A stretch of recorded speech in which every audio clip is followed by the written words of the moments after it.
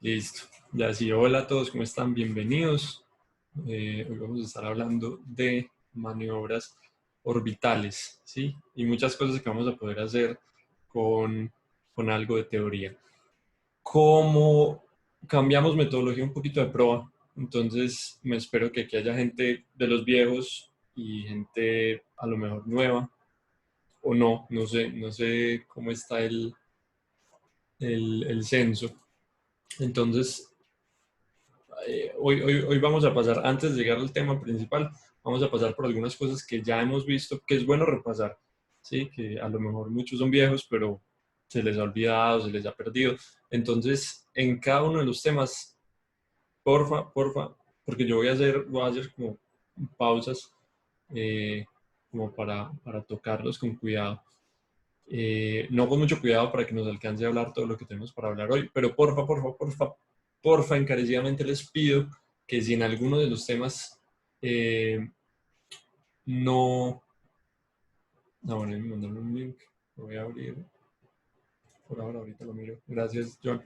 Si en alguno de los temas no lo han visto, no tienen ni idea de esa ecuación qué es, ni de dónde sale, por favor, encarecidamente, pongan en el chat. No sé, no sé eso qué es, ¿sí? Siempre, en cada diapositiva. Más al principio que vamos a estar como repasando cositas que no hemos visto. Ok, entonces tengo un reto que, que no tiene que ser de Olimpiada de Astronomía, esto puede ser Olimpiada de Física. Leámoslo. Supongo que una nave espacial tiene un propulsor tan potente que ignora los efectos de la gravedad. Sí, eso es posible, eso es teóricamente posible si ustedes tienen un propulsor que genera mucha más fuerza que la gravedad. Entonces, esas curvas que va a afectar una órbita no van a molestar a este tipo de nave. Entonces, digamos que tiene un propulsor tan potente que ignora los efectos de la gravedad. Entonces, esta nave, para llegar del punto A al punto B, con sus propulsores empieza a acelerar y digamos que tiene una aceleración constante A, y entonces esta nave acelera la mitad del trayecto, en la mitad del trayecto se gira 180 grados y el resto del trayecto está desacelerando para que cuando llegue al punto B llegue quieto, ¿sí? Porque si no, ¡pum!, se estrella y no es nuestra intención. Entonces, si la distancia hasta su destino es L, ¿sí? Suponiendo que no hay curvas, no hay efectos de la gravedad y la aceleración es constante a, ¿cuánto tiempo se va a demorar en hacer su viaje? Vamos a hacer esto. Sí, vamos a empezar por aquí. Esto no es leyes de Kepler, esto no es nada raro todavía. ¿Ok? Entonces, ¿dónde tengo el tablero? Aquí. Quiero escucharlos, quiero que resolvamos este más bien como entre todos. ¿Qué se les ocurre? ¿Cómo podríamos abordar este problema? ¿Qué ideas tienen? Sí, este fácilmente podría ser un problema de Olimpiadas, ¿sí? Se podría tirar en pruebas de equipo, se podría tirar hasta en segunda ronda. No es para nada complicado. Si ya vieron física en el colegio, si no han visto física en el colegio, pónganme en el chat para saber cómo estamos. Pero si ya vieron física en el colegio, esto no debería ser un problema. Es solo acordarnos de la física que hemos visto.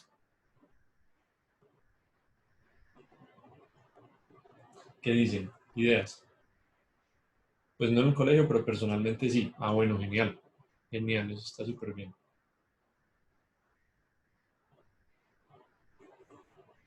¿Alguna idea? ¿O por dónde empezar? ¿Qué camino podemos tomar para sacar este problema?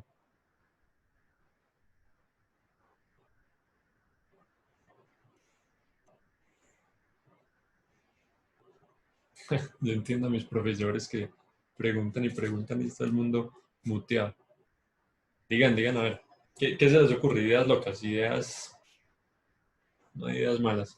Pues yo lo que haría, sabiendo que tenemos una distancia y una aceleración, despejamos el tiempo, pues anulamos esa distancia de la aceleración y ahí quedamos Ujú. con tiempo cuadrado. ¿Cómo? Contame. Mm, ¿Cómo? O sea, bien, por ahí es. Y lo que dijiste es exactamente eso. Pero entonces, ¿qué ecuación vamos a usar? Aceleración es igual a distancia por tiempo al cuadrado. Ok, por ahí empezamos. Entonces decimos que una aceleración es, o bueno, tiene unidades de distancia sobre tiempo al cuadrado. ¿Ok? Eso es correcto. Sin embargo, ojo aquí, y nosotros no podemos decir que entonces la aceleración que yo necesito para ir de un punto A a un punto B va a ser la distancia entre el tiempo al cuadrado. Eso no siempre, de hecho nunca se va a cumplir. Es parecido, sí, es parecido. Digamos, si la despejamos, quedamos con L es igual a por el tiempo al cuadrado. Eso se les suena familiar. Lo cambiemos en vez de L, digamos X, como para ver si se le refresca la memoria. ¿O qué le falta a esa ecuación? Una aceleración por un tiempo cuadrado. Cinemática, ¿no se acuerdan de cinemática en el...? Ujú, muy bien, un medio. Un medio. ¿Por qué? ¿Quién me dice por qué? O bueno, la verdad yo tampoco sabría. Porque así va la fórmula. Eso, así va la fórmula. Sí, borremos esto, las unidades están bien, pero acuérdense que la fórmula de movimiento rectilíneo acelerado, yo creo que así lo escribían, era que posición final es un medio de la aceleración por el tiempo al cuadrado, más la velocidad inicial por el tiempo, más la posición inicial. ¿Ok? Pero en este caso de este problema, velocidad inicial no tenemos. Eh, posición inicial decimos que es cero, ¿cierto? Y quedamos con que posición final es un medio de la aceleración por el tiempo al cuadrado, ¿cierto? Entonces vamos a hacer lo que dijo el compañero, despejarte de ahí, ¿cierto? Siempre despejar. Entonces si despejamos T de aquí, nos va a dar 2 posición final sobre la aceleración. Ahora, si lo quisiéramos poner en términos de nuestro problema, X final, ¿cuánto vale?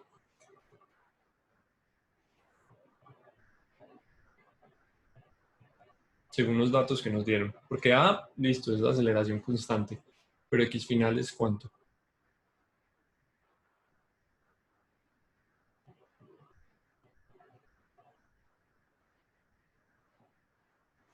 Acuérdense que vamos de A hasta B. Y entre ellos hay una distancia L. En ese sentido, X final, pues o en esta ecuación, si yo empiezo en cero, ¿qué pongo acá?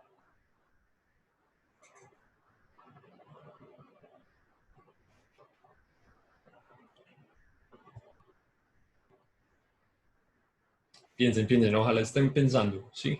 Ojalá, si la tienen al menos en la cabeza, que la escriban, que la digan.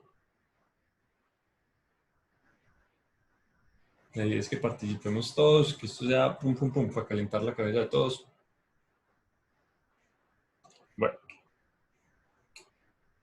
si no escriben, entonces les voy a dar dos opciones. Que X final sea L. ¿Quién dice que sí o quién dice que no?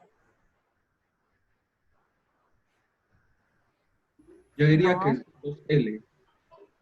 2L dice Jero, Natasha dice que no. Natalia, ¿cuánto dice que sería? si vamos de A a B, pues la posición final sería B, según yo, en Ok, mi lógica. ok. La posición final sería B. Igual eso, acuérdense que nosotros asignamos como un sistema de coordenadas. Vamos a decir que nuestras coordenadas empiezan a contar acá. Entonces XA es igual a 0 y XB es igual a L. Pero ¿por qué dice que es 2L? Pues yo estaba pensando en el viaje que era de ida y de regreso. Ah, ok. Entonces yo creo que no me hice Esa explicar distancia. bien. eh, lo que hace la nave es que cuando va de A a B, en la mitad, entre los dos puntos, gira, ¿sí? O sea, acelera un montón, adquiere cierta velocidad, pero después frena para que cuando llegue a B, llegue quieto, ¿ok? No es que va a B y después se devuelve. Yo creo que literal lo escribí hace 5 minutos porque me pareció bacano empezar por ahí, entonces de pronto no fue muy claro. O sea, la nave aquí está acelerando, en este punto para No, ya. y aquí está desacelerando, ¿ok? Listo. Entonces esa distancia XF, ¿cuánto sería? Ujú. Ana, ¿por qué? ¿Por qué L medios? Pues yo lo consideré porque en la mitad como que ya cambia de aceleración, entonces no se cumpliría la fórmula. Muy bien. Sí, esta fórmula es de aceleración constante. Aquí lo que está pasando es que la aceleración está incluso cambiando de signo, ahora está frenando. Entonces, L medios, vamos a ver que el tiempo para llegar a la mitad del recorrido es raíz de, entonces como esto es 2 por L medios, el 2 se me cancela, entonces me queda L sobre A, ¿cierto? Entonces, ¿cuánto dicen alguien que quiera hacer un salto atrevido? El recorrido total, ¿cuánto duraría?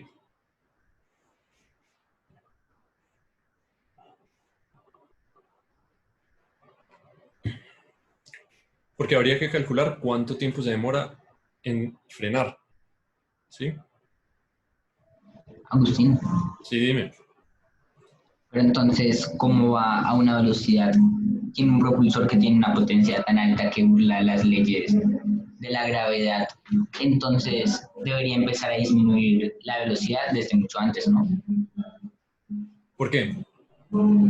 Porque la misma nave no podría llegar y parar de un momento a otro, porque sería...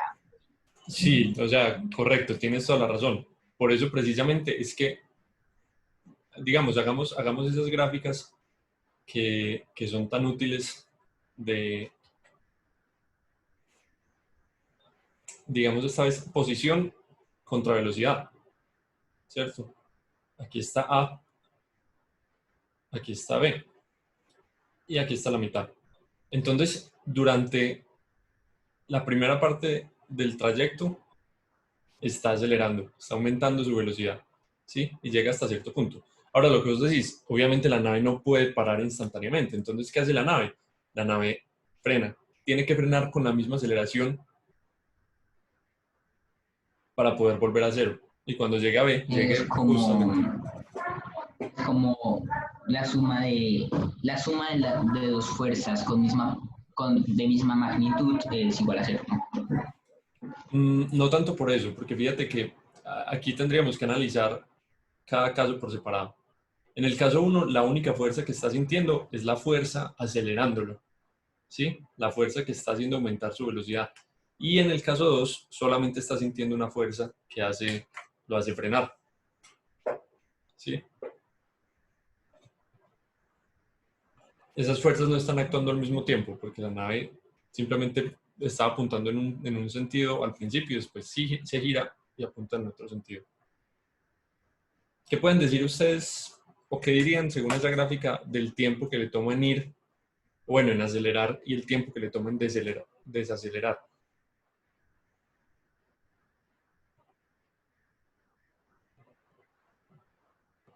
De pronto que les diga la intuición, pero digan no, de pronto no.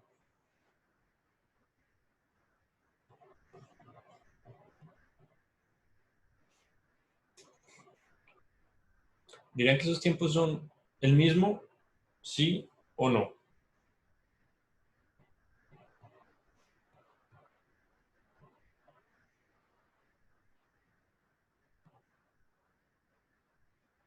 Sí, Sí, dice yo Isaac, diría que sí. pero dice que sí, alguien que diga que no.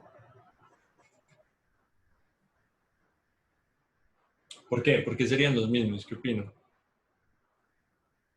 Porque pues es la misma distancia a la misma aceleración, pero inversa. Ujú. Sí, Entonces, por estamos lógica, aplicando. y en la Ajá. gráfica se ve que es como la misma distancia y la velocidad. Bien, bien, bien. Exacto. Sí. Si yo aplico la misma aceleración durante el mismo tiempo, o bueno, aplico la misma aceleración durante la misma distancia, pero en sentido contrario, ¿qué voy a obtener? Entonces, el mismo cambio en velocidad, pero en sentido contrario. Nosotros lo podríamos ver así también, con esta, la que hemos usado también, velocidad final al cuadrado, es 2 veces la aceleración por la distancia, que es L medios. Entonces, velocidad final al cuadrado sería, digo, velocidad final sería aceleración por distancia, ¿ok? Pero, pero, si esta ecuación la cambiamos un poquito, entonces nosotros decimos, velocidad final al cuadrado es, en realidad la original es así, velocidad inicial más 2 veces la aceleración por la distancia, ¿sí? Solo que en este caso, esta primera que calculamos va a pasar a ser nuestra velocidad inicial. Y entonces a esta pongamos la velocidad final 2, ¿sí? Entonces, digamos, velocidad final 2 al cuadrado es igual a esta de acá, que entonces es raíz de aceleración por distancia al cuadrado, queda solamente a por L. Ah, bueno, esto es L medios. Y al sumar aquí, fíjense que lo que estamos diciendo es que ahora A es negativo. Entonces esto sería menos AL. Y eso da 0. ¿Sí me hago entender? O sea, si nosotros aceleramos durante esta distancia, vamos a llegar a una velocidad. Pero luego si desaceleramos con la misma magnitud y en la misma distancia, entonces nos va a dar lo mismo, solo que con el sentido contrario, o con el signo contrario. Entonces, ¿qué podríamos decir del tiempo? Este es el tiempo en llegar a la mitad, ¿cierto? ¿Cuánto es el tiempo en pasarlo todo?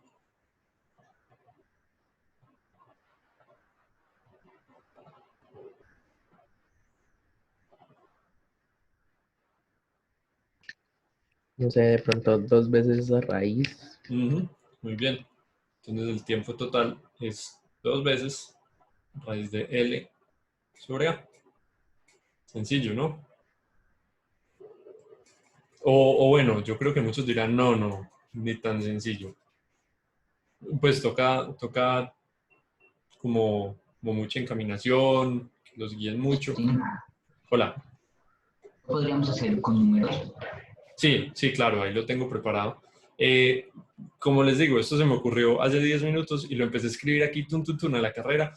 Entonces, mientras saludaba a los primeros que llegaban, estaba buscando cuánto sería la aceleración de un motor de este estilo, porque los motores que tenemos en este momento son muy lelitos. Sí, yo quería ver cuánto es la aceleración de un motor, por ejemplo, de antimateria. Y creo que encontré que era 13G, pero no estoy seguro de si ese es el Pero valor. entonces es un material casi ficticio. Pero antimateria existe. Sí, acuérdense que si No, sí, estuviera... pero el material del cohete. Ah, sí, obvio, es ficticio. O lo quieren hacer con datos reales. Me gustaría. Ok. Datos reales, ¿qué Fantasiemos un aceleración? poquito. ¿Cómo? Que fantasiemos un poquito. Hagámoslo con los dos. Si quieren ahorita que les ponga otro ejercicio, yo voy Entonces buscando. pongamos los datos de la máxima, de la potencia work de la Enterprise. Ah, va, te lo sabes. Pues una velocidad para escapar de un agujero negro, creo que es difícil sabérselo. Pero una cosa es la velocidad y otra cosa es... Porque esa es otra cosa. Me dicen mucho los La motores... potencia.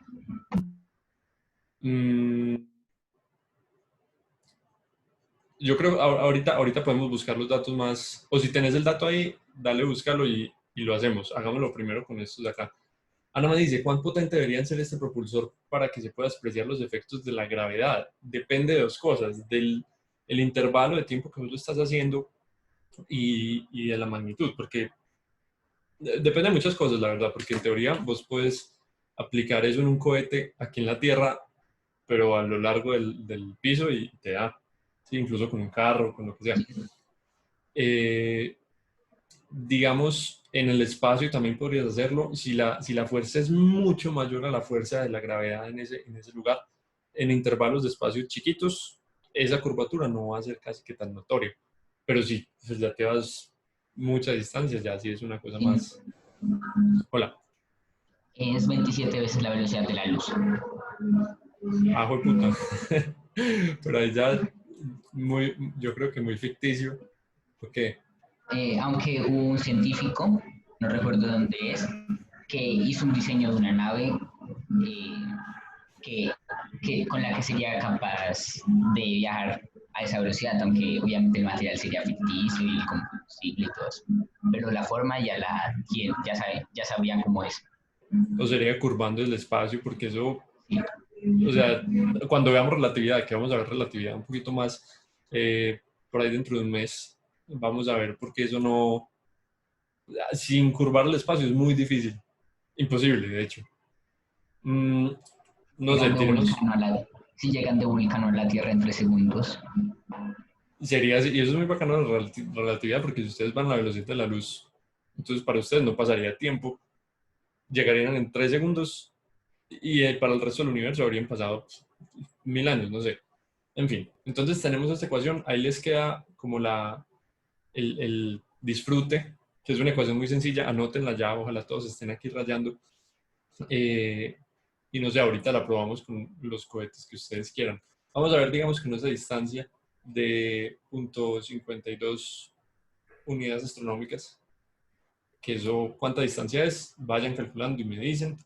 Y la aceleración de 13 veces la gravedad de la Tierra, que eso cuánto es, vayan calculando y me dicen.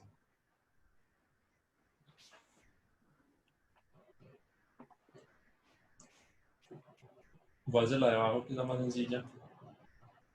La gravedad de la Tierra, recuerden que es 9.8 metros sobre segundo cuadrado.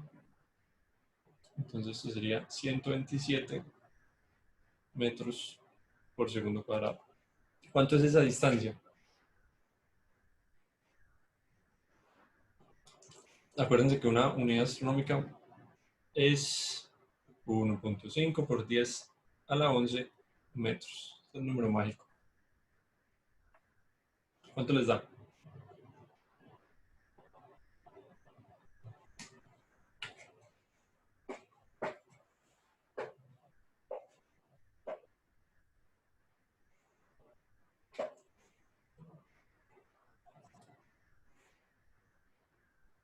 Ok, lo hago yo entonces. Esperaría que estuvieran todos pum pum pum calculando y lanzando números. Esos son... Agustín, una pregunta. Sí, dime. ¿Puede existir una velocidad y una forma específica con la que un objeto, digamos, un objeto esté en el espacio con cierta densidad, digamos, una tabla, cualquier cosa, Sí. y exista otro objeto que esté acelerando desde hace mucho, mucho tiempo, ¿sí? Ujú. Y tenga una velocidad demasiado alta y el objeto tiene una forma específica, es posible que el objeto pueda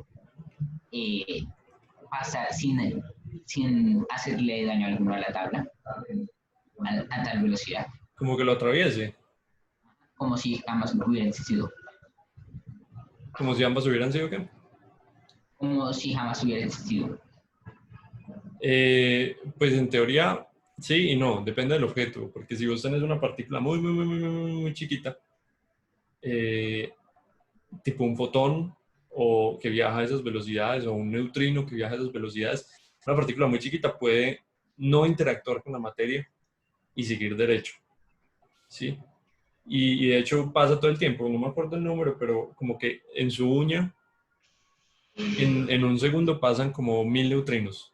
Sí, no me acuerdo el dato exacto, pero siempre están pasando neutrinos a través de nosotros. Ya si es un objeto más complejo, vas a tener un problema, porque cuando se encuentran dos objetos con átomos, las fuerzas electromagnéticas van a impedir que se junten, y salvo que haya una cosa, no sé, yo he entendido que en cuántica a veces hay una probabilidad de que eso pase, ¿sí? De que haya lo que llaman tunelamiento, pero es muy, muy, muy improbable. Entonces, no, antes, si vos vas muy rápido y te encontrás con otro objeto, eso es un golpe ni el hijo de puta, porque casi que toda tu masa se está convirtiendo en energía. Sí, eso es una... Sí. explota, boom, ¿sí? Ahí Y dice 0, 40, casi 50.000 segundos, ¿sí? ¿Eso cuánto tiempo es? ush,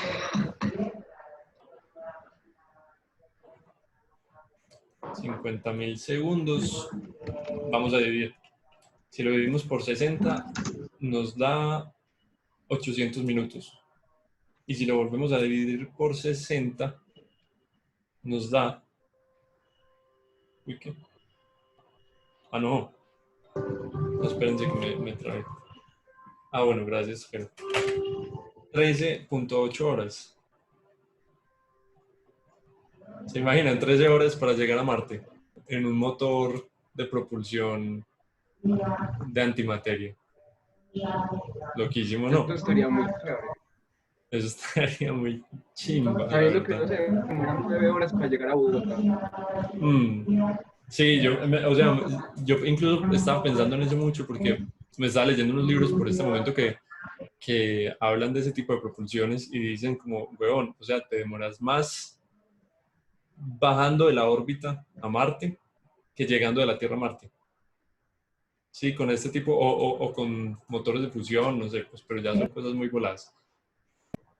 en ese caso cogeríamos el mismo espacio como una autopista, ¿no? Como una Sí, vía. sí. Sería, incluso sería, decían, como la gente que no ha salido de su planeta, es como la gente en la antigüedad que no salía de su pueblo. Sí, como algo que es tan fácil moverse en el sistema solar. El libro, súper recomendado, que chimba, lloré y todo. La trilogía marciana, Marte Rojo, Marte Verde, Marte Azul. Excelente. Una nota. Hay uno que te recomiendo, que me gusta mucho, que se llama La física de lo imposible. Lo tengo en lista, el de Michio Kaku. Sí, es muy chévere. Sí, yo creo que ese es de mis próximas víctimas. Listo. Entonces vamos a hablar otra vez. Ya aterrizamos, chimba de problema. Divertido hacer eso es física básica. Vamos a hacer un repasito de cosas que hemos visto. Sí, un poquito de historia, un poquito de cosas. Y porfa, otra vez insisto encarecidamente. Si no han visto alguna cosa, díganme. Sí, que no quiero que se queden como mirando al páramo, como no tengo ni idea de qué están hablando, qué es esto tan raro. No, pregunten, que acuérdense que el que más preguntas tiene en un salón es el que más potencial tiene de aprender. Si uno se equivoca, que vaya a ser con ganas. Eso. Y si quieren hacer una pregunta boba, que sea lo más bobo que puedan. Sí, La más pendeja que no se le ocurra, ya. eso es genial.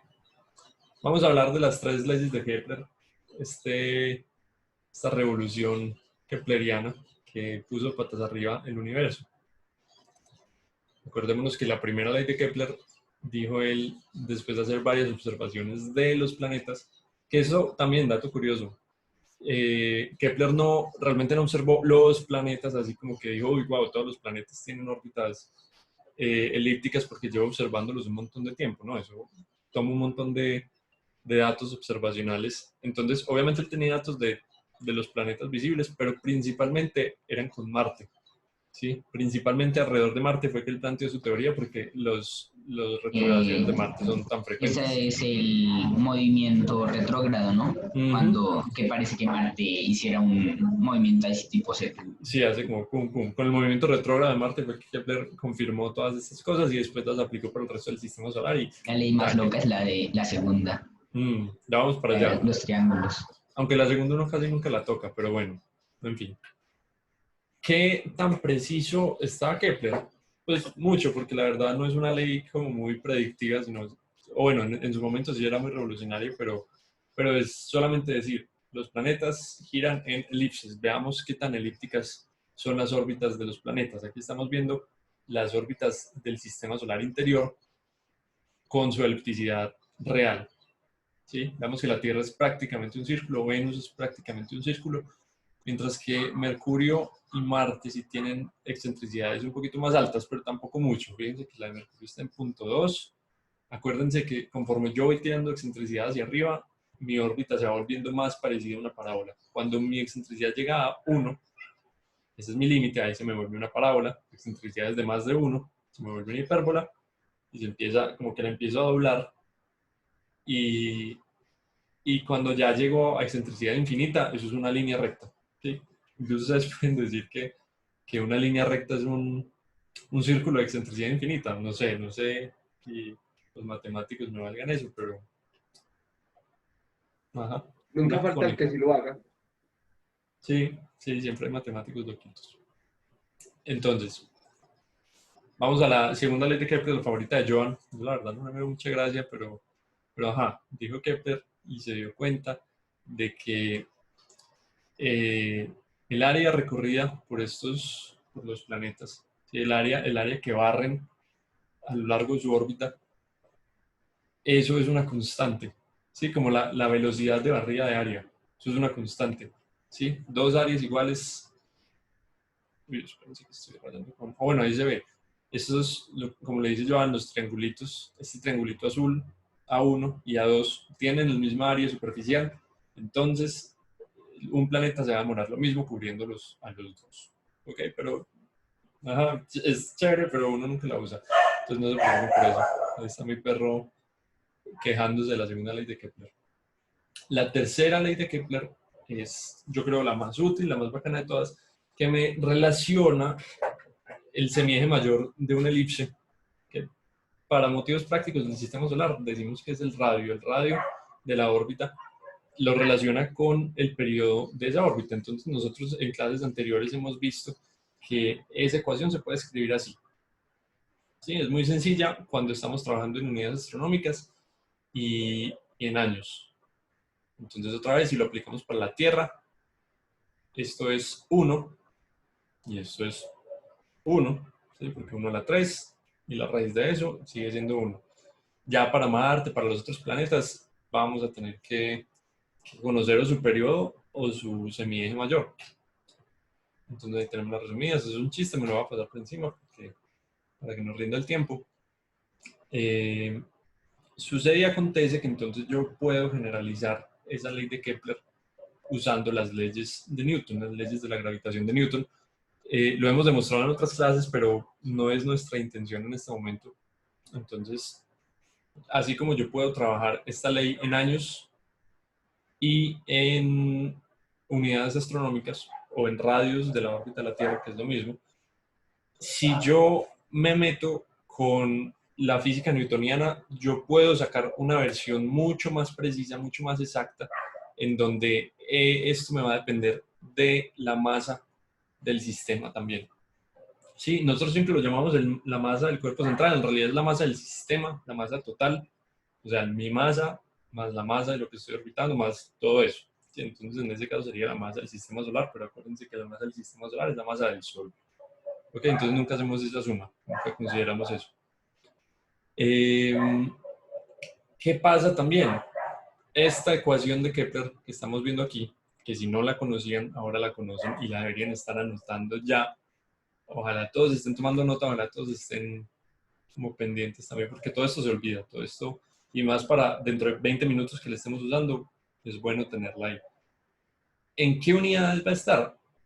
Ahí sale en la diapositiva, pero metros, kilogramos y segundos, el sistema internacional. Acuérdense, regla de pulgar, si yo en cualquier ecuación veo G, que es la constante gravitacional de Newton, la constante de Cavendish también le dicen, yo tengo que usar unidades del sistema internacional. Entonces, el semieje mayor, que, que es la distancia hasta el Sol en un círculo, ese semieje mayor es una distancia, lo voy a tomar en metros, este periodo lo voy a tomar en segundos, y la masa lo va a tomar en kilogramos. ¿Ok?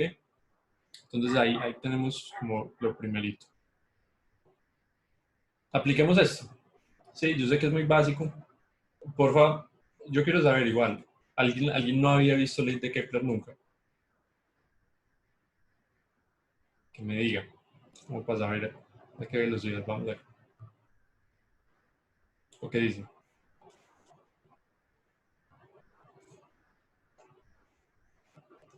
Oli, oli.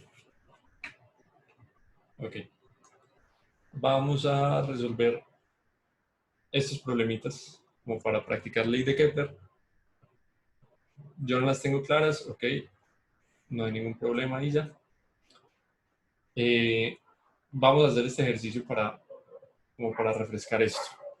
Sí, vamos a ir aumentando conforme va pasando la clase. Vamos a ir aumentando dificultad. Listo. Ahí están viendo el tablero, ¿cierto? Sí, señor. Listo. Entonces, vamos a hablar primero de las elipses. Veamos este problema que me dice. Un satélite tiene una órbita con perigeo y apogeo de 3 y 7 radios terrestres respectivamente. Hallar su semieje mayor en kilómetros.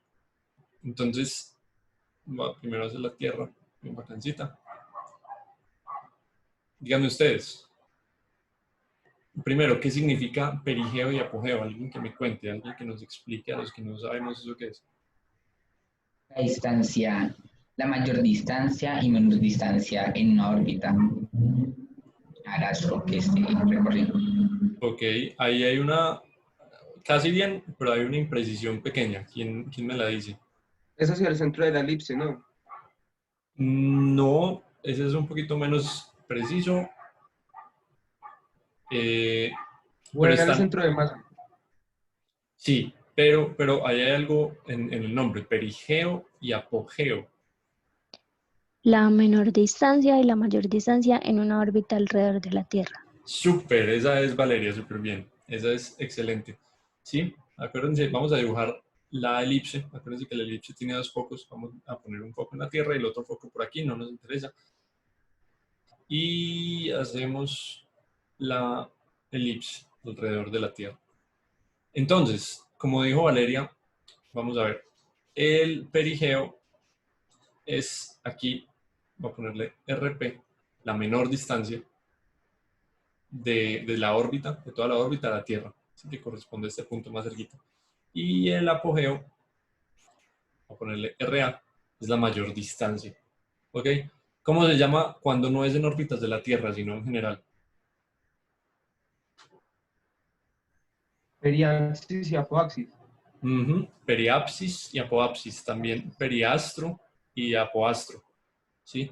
Con la Luna, por ejemplo, son periselenio y aposelenio.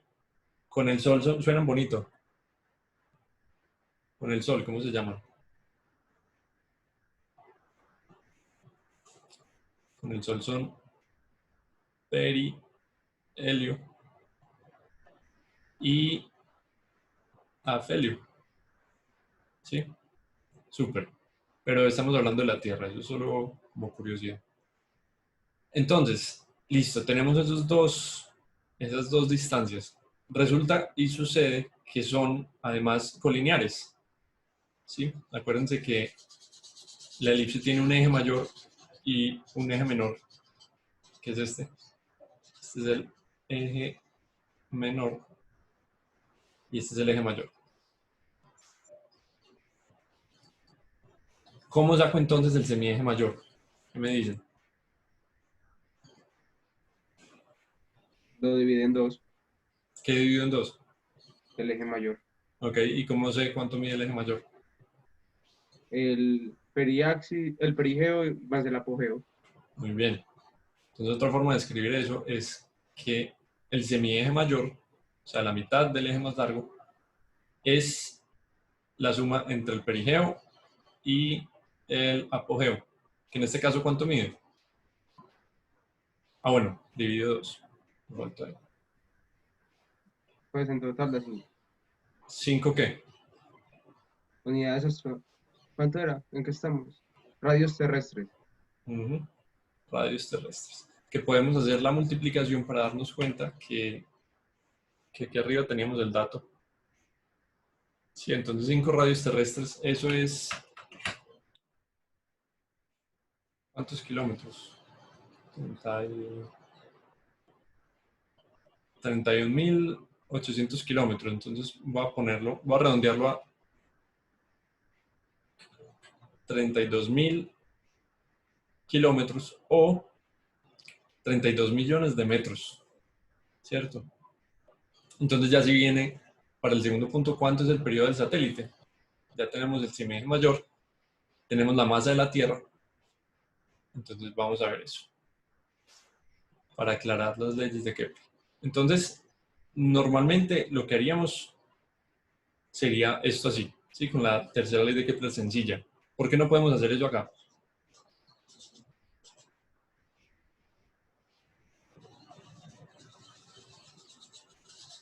Por las unidades.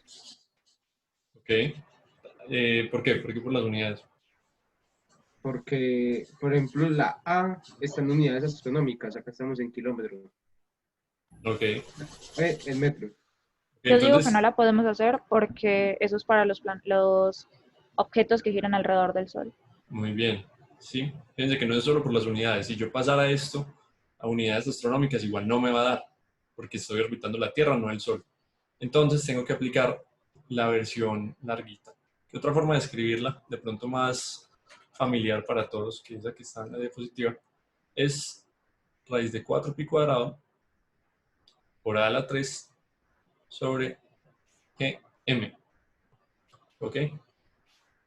¿Qué tengo que hacer ahora? Pues simplemente este A que encontré en metros, si acuérdense del sistema internacional, meterlo acá, la masa de la Tierra, meterla acá, meter todas las otras unidades, 4pi g tiene un valor de 6.67 por 10 a la menos 11 y algunas unidades que tiene ahí.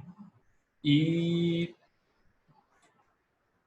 ya, sí, ahí van a encontrar un tiempo en segundos. Que ese tiempo en segundos ya ustedes lo convierten a lo que lo quieran hacer. Como por ahorrar tiempo no lo vamos a hacer, ¿sí? Si lo quieren hacer en sus casas, ahí tienen, pero no lo vamos a hacer en este momento para poder avanzar más. Sí, así usamos las leyes de Kepler. Me acaba de salir el letrero en el internet, entonces si me corto en algún momento me dicen por qué. Listo, vamos a hablar de estas cosas un poquito subiendo, sí. Muchas ecuaciones para el que esté nuevo, de pronto lo mejor es escribirlas todas y al final mirarlas, a ver qué entendieron de ahí. Sí, si entienden todo, perfecto, genial, sería ideal. Es muy probable, no, mentira, es muy probable no. Es probable que no vayan a entender todo lo que estamos hablando, es probable que los viejos tampoco entiendan de qué estamos hablando. Entonces, eso no se vayan a preocupar por eso. Así que conforme uno sigue aquí en astronomía, uno sigue aquí leyendo, estudiando, entonces cada vez va a ser un poquito más sencillo. ¿Ok? Entonces, ahí tenemos algunas cosas ya que nos van a servir para hacer análisis de órbitas. Hay otras más potentes que se llama la energía. ¿Ok? Entonces nosotros vamos a hablar de dos tipos de energías. El semestre pasado hubo una clase muy bacana de energías. Acuérdense que pueden entrar al Drive, ahí está, o en el canal, yo siempre mando ese canal. Ahí están las clases, la clase de energías fue muy bacana porque vimos que hay muchos tipos de energías, hay energía química, hay energía nuclear, hay energía relativista, pero para órbitas solo nos interesan dos, que son la energía cinética y la energía potencial. Ok, energía cinética siempre nos va a aparecer en problemas de física, es la energía asociada a un cuerpo que va en movimiento. Depende de su masa y depende, obviamente, de su velocidad, pero al cuadrado. ¿Ok? Entonces, por ejemplo, una bala que sale de ahí tiene mucha energía cinética porque a pesar de que tiene masa chiquita, su velocidad es súper alta, entonces impacta con mucha energía. Para el ejemplo que ponía Joan, la pregunta, si a vos te impacta un cuerpo con mucha velocidad, entonces va a tener una energía cinética del diablo, huevón, es una cosa gigantesca.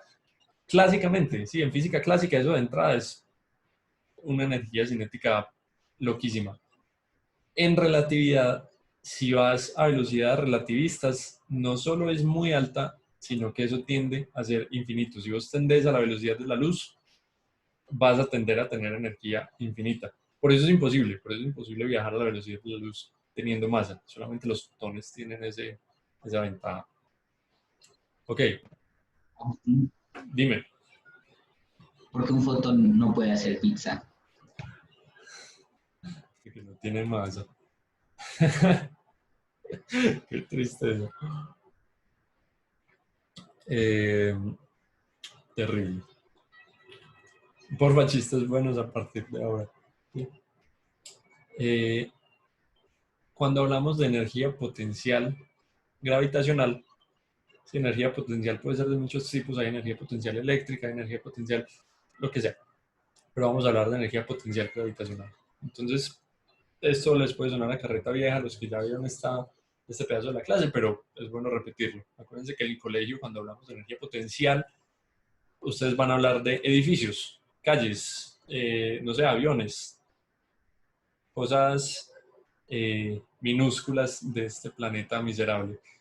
En ese sentido, la energía potencial la van a tomar como MGH en el colegio, porque la gravedad no cambia, esa gravedad es constante, porque H es chiquita en comparación con el radio de la Tierra, pero nosotros vamos a cambiar esta forma de energía potencial, porque la energía potencial es algo bacano. La energía potencial, en general, las energías también son algo relativo. No por relatividad de Einstein, sino que, fíjense, si yo veo una bala, yo digo, uy, puta, va muy rápido, entonces tiene mucha energía cinética. Pero si yo voy montado en la bala, yo no siento que vaya con mucha energía cinética, ¿sí? Si la bala se estrella contra algo, se libera mucha energía. Para alguien afuera, entonces energía se liberó porque la bala iba muy rápido y se chocó. Para alguien en la bala, esa energía se liberó porque había un objeto que venía, un muro se acercó a ellos a una velocidad muy alta. Entonces de ahí salió la energía, ¿sí? Para ambos observadores va a salir energía y esa energía que se va a manifestar ahí va a ser igual, solo que los dos van a discrepar en de dónde viene, ¿sí? Pasa algo parecido con energía potencial. Fíjense lo que dicen siempre. Yo puedo hacer un problema de energía potencial de una bola montada en una mesa. Entonces, en ese caso, mi altura es la altura de la mesa. Pero después, si esa bola la tiro de un edificio, entonces mi altura va a ser ese edificio. En cualquier caso, lo único en lo que yo tengo que estar de acuerdo en energía potencial es que si yo me alejo del piso, va a ser más energía potencial. Sí, voy a tener mayor energía potencial. ¿Qué significa energía potencial? Es una forma de verlo, el nombre potencial es como qué tanta energía puedo convertir yo en algo más. Si yo estoy en un edificio y me tiro, toda esa energía potencial se me va a convertir en energía cinética y cuando llegue al piso voy a ir muy rápido. ¿Cómo lo hacemos en astronomía? Nosotros lo que hacemos es cambiar la forma de la energía potencial a esta de aquí. Mierda. Esta acá. ¿Sí? Menos GMM sobre R. G es la misma constante de Cavendish, M es la masa de la Tierra o el cuerpo que yo esté o que me esté haciendo fuerza gravitacional, M es la masa mía y R es la distancia mía al centro de ese cuerpo. Fíjense que como es negativo, conforme yo me voy alejando del cuerpo, este radio va aumentando, entonces todo este valor va disminuyendo y como va disminuyendo ya es menos negativo, ¿sí? O se acerca más a cero, se acerca más a los números positivos, entonces va a ser más grande la energía potencial. Es negativa, pero es más grande. Eso es una cosa muy rara que una vez lo ve uno al principio, suena muy raro, pero no hay ningún problema con tener energía potencial negativa, porque al final eso se va a convertir, entonces no nos preocupamos. ¿Qué hacemos con esas energías potenciales? Nosotros, o bueno, con las energías en general, nosotros vamos a hablar de energía total, que es la suma de la energía cinética, como la vimos ahorita, y la energía potencial, que es negativa. Sí, no se olviden. Y entonces, cuando ya lo paso a órbitas, eso va a ser muy útil por algo que se llama la conservación de la energía. Yo estoy orbitando y en todo momento yo tengo cierto radio y cierta velocidad. ¿Sí? Solo que mi radio, pues la distancia a la que estoy del Sol o de la Tierra va a ir cambiando, mi velocidad también, pero yo siempre puedo hacer cierta relación matemática para saber alguno de los otros. ¿Sí? Si yo conozco la energía en un momento, esa energía siempre se va a conservar en una órbita, menos que yo le haga, lo que vamos a ver hoy, una maniobra orbital. Otra cosa de energía chévere es que la energía total de una órbita, yo también la puedo escribir en términos del semieje mayor. Veanlo acá. Menos Gm sobre, bueno, menos Gmm sobre 2A. Esa es la energía total de una órbita. Ni siquiera cerrada, ¿sí? Ni siquiera cerrada, porque una órbita hiperbólica, por ejemplo, este A va a ser negativo, entonces va a ser positiva. Eso es otra cosa que hemos visto, que las energías y su signo van a afectar el tipo de órbita. ¿Ok? ¿Qué es lo que significa M? M grande es el cuerpo como central, el cuerpo que está haciendo la gravedad ahí. Por ejemplo, si yo estoy orbitando alrededor del Sol y yo calculo la energía de mi órbita alrededor del Sol, entonces yo voy a meter la masa del Sol. ¿Ok? Si yo estoy orbitando la Tierra, entonces la masa de la Tierra. Si estoy orbitando la Luna, y así, ¿entiendo? Entonces vamos a hacer otro problemita. ¿O qué horas Gus, tenemos? Sí, dime. recordame algo. Si las masas son como similares, digamos, que tenés, por decir así, un sistema binario o algo así, el cuerpo mayor y el cuerpo menor, ¿qué se hace ahí? Mm, como vos quieras. Sí, porque esa es la energía gravitacional entre dos objetos. Entonces ahí ya no pones m grande y m chiquita, vos puedes poner m1 y m2, no hay ningún problema. ¿Qué cambia? Por ejemplo, en Kepler, la ley de Kepler, vos ya no vas a poner m de un cuerpo central, sino que vos pones, como les dije ahorita, la masa total del sistema. Masa 1 más masa Mm, 2. ¿Ok? Pero en energía ah, es ok. la multiplicación de las dos. ¿Ok? Ah, listo, listo. Vamos Bueno, a hacer gracias. este problemita no muy a fondo para que podamos hablar de las cosas bacanas, es solo como para refrescar la memoria, que es el mismo problemita de ahorita y lo primero ya lo hicimos, la primera parte ya lo hicimos, entonces dijimos que, entonces me voy a llevar todas las preguntas.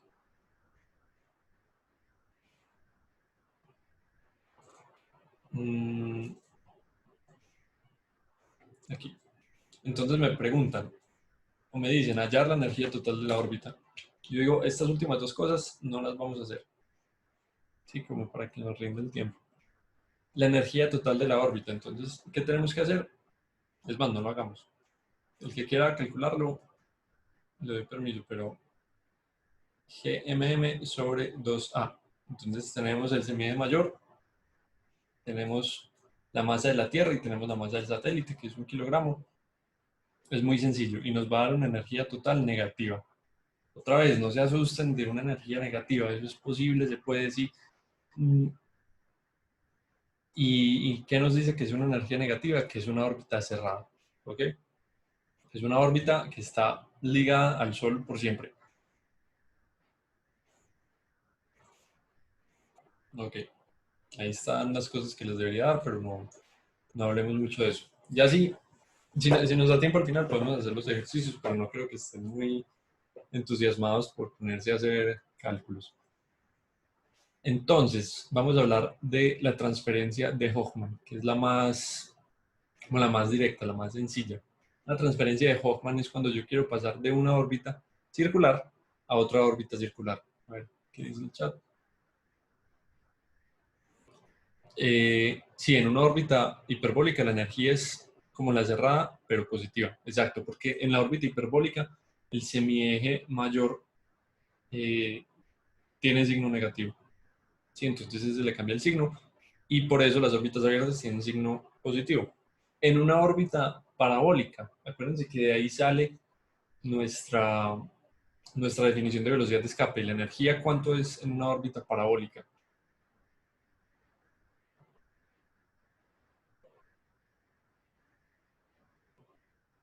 5 segundos. Cero, muy bien. Eso. Si en una órbita parabólica es exacto, exacto, exacto, cero. Listo, vamos a hablar de órbitas de transferencia de Hoffman. Hoffman, Hoffman. Bueno, en fin. Eh, Cuando yo tengo un cuerpo central y varias órbitas circulares, yo puedo hacer una transferencia de la una a la otra de una manera que gasta muy poquito combustible y solamente tengo que quemar dos veces combustible, solamente tengo que hacer lo que llaman dos quemas, dos burns. Burns, como burns. Bueno, en fin. Eh, ¿Cómo? Bueno, fíjense que me dicen, eso es un GIF. Bueno, ya. Fíjense, cuando yo estoy en la órbita azul, ¿qué hacen para generar la órbita verde? Ellos aceleran, ¿sí? Imprimen cierta velocidad en este sentido. ¿Y qué pasa con la órbita? La órbita se infla entre comillas, se vuelve más energética, o sea que su semieje mayor aumenta. Y pasa algo importante, es que cuando yo estoy haciendo una quema aquí, de repente yo no puedo aparecer por aquí afuera, ¿cierto? Yo tengo ese punto fijo y por ahí, por ese punto, es como si estuviera cogiendo de ahí la bomba y la estuviera inflando, ¿ok? Y se infla lo suficiente, entonces, digamos que se infla así y se va volviendo más grande y se infla justo lo suficiente para cruzarse con Marte, ¿sí?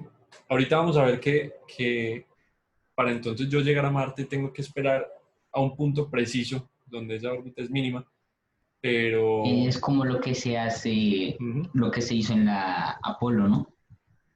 En las misiones sí, Apolo. sí, parecido porque las Apolo gastaron un poquito más un poquito menos. No, de hecho ellos gastaron menos porque ellos no se Entonces me imagino encontraron. un cohete de esos, si el Saturno 5 medía 110 metros de altura. Ah, sí, pero igual esos cohetes, ahorita lo vamos a ver. El cohete es gigante cuando sale de la órbita de la Tierra, de ahí en adelante son solo pepitas. Sí, son solo incluso para la ida a la Luna también, el Saturno 5 se quedó en la Tierra, se nos salió. Lo que salió fue el módulo secundario. ¿Qué hicieron ellos? Ellos, muchas veces uno puede ahorrar un poquito más de energía si no lo pone a encontrarse directamente con otro cuerpo, sino que lo lleva cerquita y tan cerquita que ya interactúe con otro cuerpo y bueno, pasen cosas ahí. Bueno, falta algo. Entonces, cuando yo llego con ese otro cuerpo, ahí me toca hacer otra quema de combustible para volver a coger de ese punto el globo e inflarlo por el otro lado. Y cuando lo inflo por el otro lado, tengo una órbita circular igual a la de Marte, o sea que yo estoy viajando a la misma velocidad de Marte. Si yo no hago eso, entonces yo llego a una diferencia de velocidad, entonces yo veo que Marte viene emputadísimo, ¿sí? O esa nave va a ver que Marte llega súper rápido, entonces hay que ajustarse a la velocidad de la órbita de destino. Yo digo, vamos a hablar, a ver bueno, hagamos el primer punto. Sí, hagamos eso.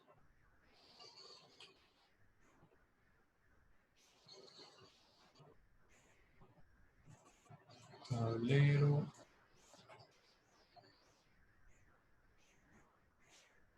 Listo. Entonces esto es muy similar a lo que hicimos ahorita, muy similar. Me dicen, se lanzará una misión de la Tierra a Júpiter usando una maniobra Hoffman y los radios orbitales son de 1 unidad astronómica y de 5 unidades astronómicas. Que no lo voy a dibujar a escala, pero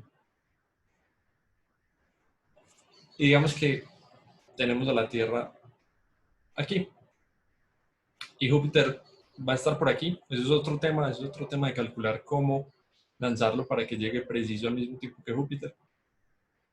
Y entonces yo voy a crear esta órbita que va a ser la punteada y aquí tiene el otro nodo.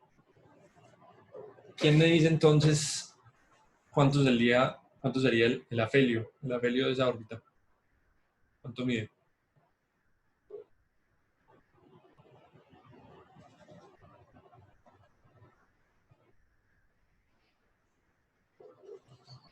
Según el dibujo, ¿qué se les ocurre? O el perihelio también, si se les ocurre el perihelio.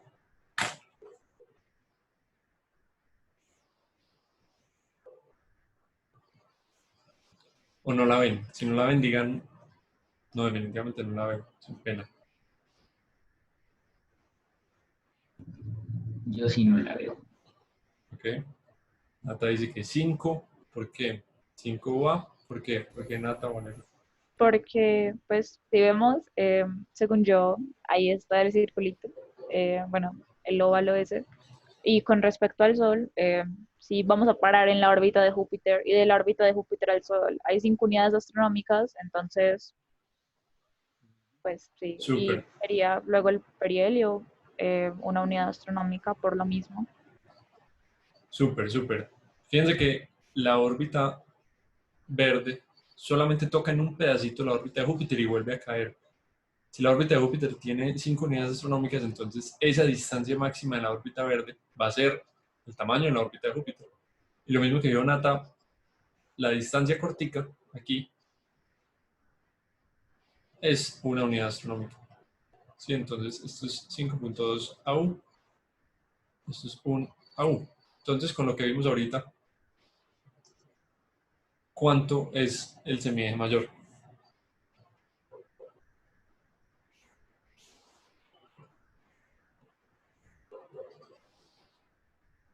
¿Cuánto mide? Muy bien. 3.1 unidades astronómicas. Listo.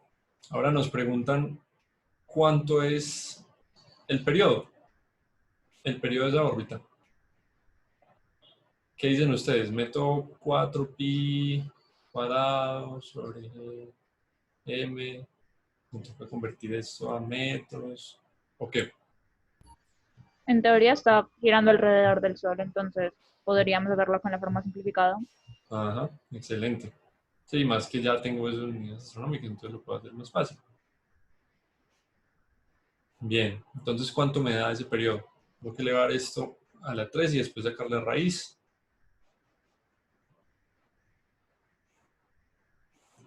Para el que sea súper, súper, súper perezoso, entonces lo puedo hacer de una vez en la calculadora así. Sí, a la 3 medios. ¿Cuánto da eso?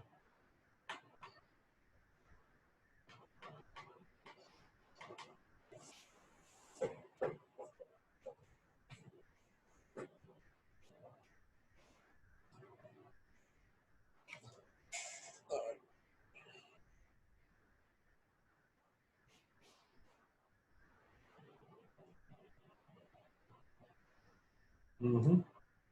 Bien. 5.4, ¿qué? Años. Años, excelente.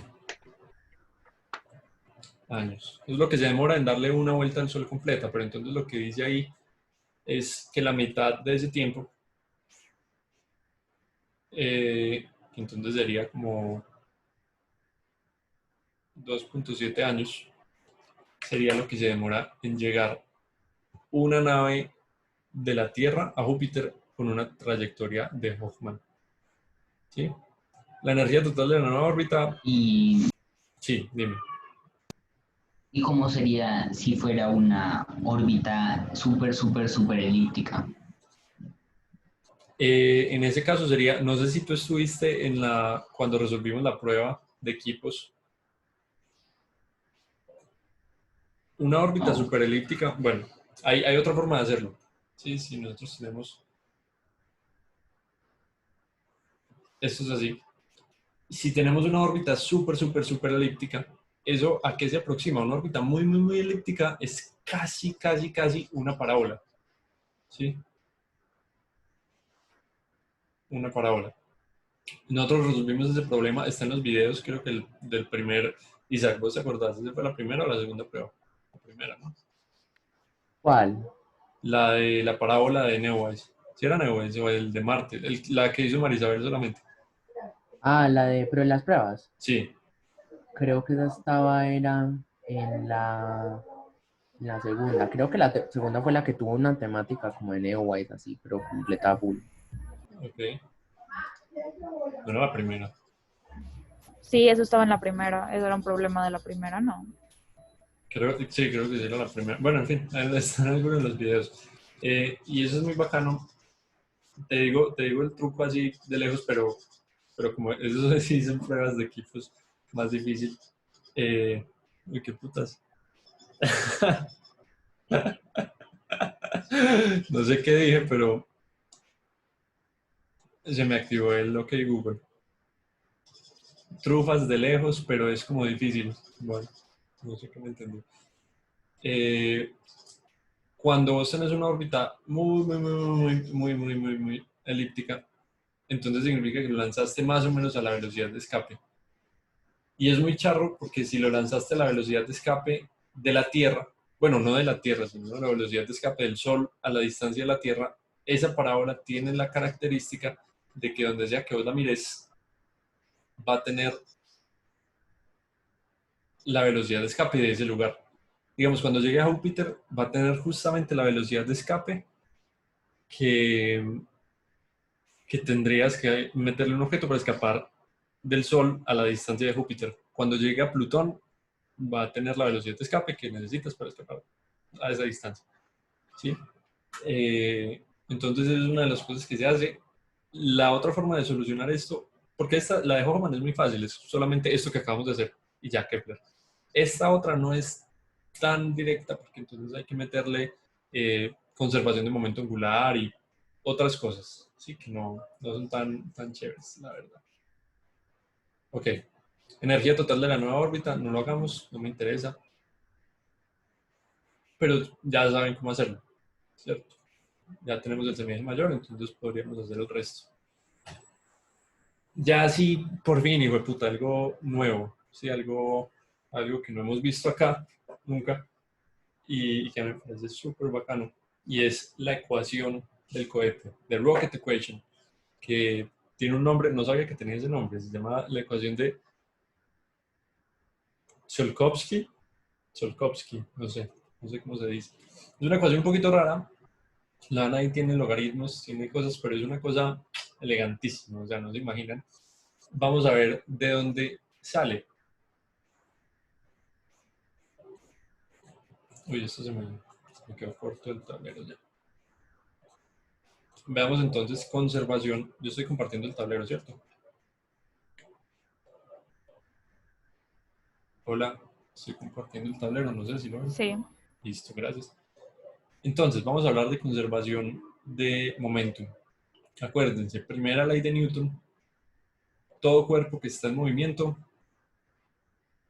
va a tender a quedarse en el mismo movimiento, ¿sí? Va a tender a mantener lo que se llama su momentum, que acuérdense que el momentum es masa por velocidad, a menos que le pase algo externo. Y eso es clave, externo. Entonces, para ustedes parar una bala, lo tienen que parar con su cuerpo, pues. O para ustedes detener, no sé, un trineo que se está deslizando por la montaña, lo tienen que detener con un árbol, ¿sí? O agarrándolo o algo. Pero si ustedes van al trineo, ustedes no pueden frenar a menos de que, no sé, bueno, el trineo es mal ejemplo porque hay nieve, hay cosas, hay fricción. No, si ustedes van al espacio, más bien, en una nave, ustedes no pueden frenar la nave, o bueno, no pueden frenar el sistema a menos que haya una fuerza externa. ¿Cómo funcionan? O incluso no le pueden aumentar la velocidad del sistema sin una fuerza externa, ¿sí? Sin que venga algo a empujar el sistema. ¿Cómo funcionan los cohetes entonces? ¿Quién sabe más o menos cómo funciona un cohete? ¿Cuál es la gracia de un cohete? Esa es la ley de Newton, acción y reacción. Acción y reacción. Y más aún, son reacciones internas del sistema. O sea, se está aplicando la primera y la segunda ley de Newton. No, acción y reacción la tercera, ¿no? Se aplican todas, de hecho. Sí, todas al mismo tiempo. Acción y reacción es la tercera ley de Newton y se aplica también. ¿Qué sucede? Digamos, caso igual, que es de donde también otro dato curioso de aquí salieron, de esto que les voy a decir es algo que llevó a Einstein a descubrir sus principios de relatividad. Que un cuerpo en movimiento, yo puedo cambiarme de sistema de referencia y decir que está quieto, y es lo mismo. Y el cuerpo quieto va a tender a quedarse quieto para siempre, ¿ok? A menos de que algo lo perturbe. ¿Qué pasa? Aunque en la física cuántica nada está quieto. Realmente todo estaría en movimiento, ya que el mismo planeta se mueve, todo está en constante movimiento. Ok, sí, no sé tanto de si meter cuántica ahí, pero digamos lo que dices, el planeta se mueve, el sol me está jalando, todo está en constante movimiento, pero esto es como un caso ideal, ¿sí? En el espacio, lejos de todo, que no hay universo, es un caso ideal y es un caso que no sirve, porque entonces si ustedes están en el espacio flotando, sí sienten gravedad hacia otros lugares, pero pasa algo muy charro y es que si este cuerpo o todo este sistema está siendo atraído gravitacionalmente hacia un lugar, y aquí es donde sí aparece la relatividad de Einstein, tampoco se puede diferenciar, ¿sí? Si están sintiendo fuerza gravitacional hacia un lugar, no saben. ¿Sí? Si ustedes están en caída libre, no es imposible uno poder sentir que está diferente de reposo. Ana, sí, y eso también es de relatividad, lo vamos a ver por ahí en un mes, cae. Solo que y eso es algo que les parecía muy raro a los físicos, porque los fotones, la luz que no tiene masa, sí puede generar cambios en el momentum. Así funcionan, digamos, las velas solares que abren una vela gigante y solamente con la radiación del sol eso se impulsa. ¿Pero por qué? Porque para un fotón, acuérdense que como hay una relación entre masa y energía, entonces un fotón no tiene masa, pero sí tiene energía, entonces termina teniendo lo mismo. ¿Sí? Para la física clásica no tiene sentido. Un fotón tiene momentum cero y se mueve muy rápido, pero tiene momentum cero, no importa. Para la física relativista, la física moderna, como masa y energía es la misma cosa, entonces un fotón que tiene energía también no tiene masa. Sí, es falso decir que tiene masa. Es más correcto decir que entonces el momentum yo lo puedo relacionar también con la energía. ¿Sí? El momentum yo lo puedo relacionar con la energía, entonces yo puedo hablar del momentum de un fotón. En particular es E sobre C. ¿Sí? Las unidades sí me dan, energía es... Agustín, Sí. a mí se me ocurre una pregunta, así de repente. Dale. Un fotón, entonces, si no tiene masa y un fotón está viajando por el espacio y viaja sin chocar con nada, puede viajar eternamente. Sí, perfecto. Mentira, depende cuál sea como el scope de tu pregunta. O sea, teóricamente sí, tú puedes viajar, si no te encuentras con nada, puedes viajar eternamente. ¿Qué pasa en cosmología? Que todo eso son situaciones ideales, el universo se está expandiendo y los fotones que están viajando por el espacio también se están expandiendo y están perdiendo energía, corriéndose a longitudes de onda cada vez más largas. ¿Sí? ¿Qué pasa con esa energía? Es un misterio súper gigante de la cosmología, no sabemos. ¿Sí? De, Ahí es a como un mí se punto donde me... se viola la conservación de la energía. ¿Qué? Y un fotón, digamos, puede rebotar, ¿no? Sí, Pero... se me fue la pregunta. ok. Si la Bueno, tienes, ahora la que se me tiras. acuerde. ¿Qué pasa? Entonces, si el universo se expande mucho, ustedes saben que uno de los destinos del universo, y lo vamos a ver dentro de 15 días, eso es cosmología, no se los va a dar yo, lo va a dar otro compañero que también fue olímpico, muy teso, José Miguel. Si el universo se expande lo suficiente, entonces algo que se llama la muerte térmica del universo, y es que no va a haber energía suficiente para hacer nada, entonces todos esos fotones se mueren, ¿sí? Si les acaba la energía, se la gastan, ¿sí? Del universo que se expandió tanto. Ok, entonces vamos a hablar de eso. Yo tengo un cuerpo en reposo, pero digamos que tiene una pepa de masa de m. Esta notación la van a ver mucho en física, dm, se llama un diferencial de masa, es un pedacito de masa chiquitica, que, que casi siempre sale de esta masa inicial, no sé, por decirlo así. A veces pueden hablar de dt, que es un pedacito de tiempo chiquitico, en un momento de tiempo chiquitico. Otra notación es delta t, que es un intervalo, ¿sí? Es lo mismo, solamente delta triangulito es un intervalo pues tangible y dt es un intervalo infinitesimal. Y ahí empezamos a hablar de cálculo un poquitico, como para ir metiendo el dedito en la piscina de cálculo. Entonces, otra vez, la conservación del momentum pongámosle, y la conservación del momentum de Newton me dice que necesariamente el momentum inicial va a ser igual al momentum final. Entonces este cuerpo, este sistema que está en reposo, tiene un momentum inicial de 0. ¿Sí? ¿Qué pasa? Momentos después, este cuerpito tira la pelota hacia allá. Tira la pelota hacia allá a una velocidad v, y por conservación de momentum, el centro de masa del sistema no se puede mover. No ha habido fuerzas externas para que se muevan. Entonces, para compensar, esta masa grande se mueve en esta dirección. ¿Cómo lo vamos a escribir? Como yo tiré una pepita, ¿sí? Esa pepita la tiré a cierta velocidad. Lo que yo siento de acción-reacción es minúsculo. Si es minúsculo, entonces yo voy a decir que me muevo a una velocidad de v. ¿Ok?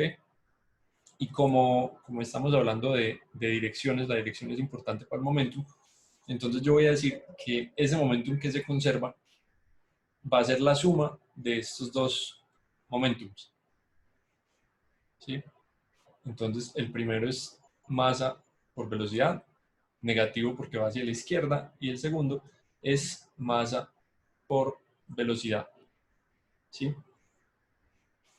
Si yo empiezo a hacer eso constantemente, va a pasar algo, y es que la masa de este cuerpo va a empezar a cambiar. Ok, entonces yo voy a escribir eso de la siguiente manera. dm por la velocidad de escape más... O bueno, no, olvidemos eso, yo creo que ya es, para algunos puede ser un poquito asustador ese paso, digamos que nada, dejémoslo así, y vamos a despejar este db. Entonces, si yo paso esto a sumar al otro lado y paso la masa a dividir, entonces quedo con lo siguiente. ¿Sí? Esto de aquí. Y es que el cambio en velocidad que yo estoy sintiendo, ese aumento en velocidad que yo estoy sintiendo, depende de la velocidad a la cual yo tire la pepita. ¿Sí? Y depende de la relación entre la masa de la pepita y la masa total que tenía yo. ¿Ok? ¿Qué sucede? Aquí hay un salto que los que no han visto nada de cálculo, que supongo que serán la mayoría, no falta el que se lo sepa, y es que yo puedo integrar, yo puedo saber, entonces si yo hago eso muchas veces, yo tiro muchas pepitas, ¿sí? ¿Cuánto va a ser el cambio en mi velocidad? Entonces cuando yo integro esto aquí, me va a dar que el cambio en mi velocidad va a ser la velocidad de escape de las pepitas, o en este caso no, ya no tenemos que hablar de pepitas, sino de combustible, por el logaritmo natural, más logaritmos, pero toca, logaritmo natural entre la masa final y la masa inicial. ¿Ok? De ahí sale, los que saben un poquito de cálculo verán como más o menos por dónde son los pasos. Los que no saben, no hay ningún problema. Preocupémonos por esto de aquí, que es la ecuación del cohete. Es muy bacana porque entonces yo puedo saber exactamente cuál es el cambio de velocidad de un cohete si yo sé a qué tasa sale su combustible, ¿sí? Que es B, con qué velocidad sale su combustible, sé cuál es la masa final cuando se le agota el combustible y sé cuál es la masa inicial. ¿Ok? Esta ecuación es súper potente y o sea, es una ecuación chiquita, sencillita, y para misiones espaciales de alto calibre, o sea, el Voyager, para los Mariner, para todo eso, empiezan por ahí. Sí, empiezan con esta ecuación porque entonces eso le permite a uno hacer lo que sigue. Aquí tengo Vpr como velocidad del propulsor, ¿sí? O del propelante, como le quieran llamar. Cuando yo tengo la ecuación del cohete, entonces puedo hacer algo súper bonito. Esto a mí me parece hermoso de la mecánica celeste y la dinámica celeste. Y es que yo puedo hacer un mapa, literalmente un mapa de delta V, ¿sí? Un mapa de las velocidades exactas que yo necesito para alcanzar cualquier cuerpo del sistema solar o cualquier órbita. ¿Sí? Entonces, vean aquí. Espérense, cambio de color. Vean aquí.